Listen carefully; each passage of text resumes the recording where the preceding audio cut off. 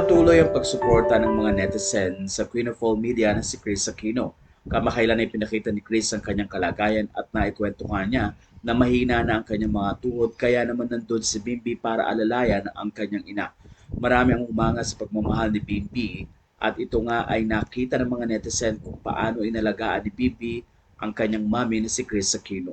Matatanda ang 2018 nang madiagnose nga si Chris ng kanyang autoimmune na sakit at sa loob ng 7 years ay nakikipaglaban na ito.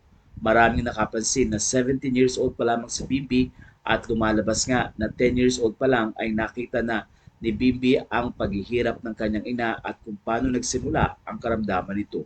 Pero nandoon si Bimbi para patuloy na tulungan ang kanyang mami. Kaya naman humanga ang mga netizens sa pagiging mature ni Bimbi lalo na sa mga nangyayari sa kanila.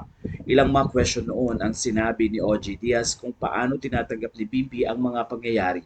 Ayon kay Bimbi, hindi sa Diyos at alam din niya at tanggap niya ang maaaring mangyari sa kanyang ina. Sa pagkakataong ito, patuloy niyang inaasikaso ang kanyang mami, inaalagaan at ipinagluluto. Hindi rin umaalis si Bimbi sa tabi ng kanyang ina dahil ang pagkakataong ito ay napaka-importante ang oras na magkasama sila.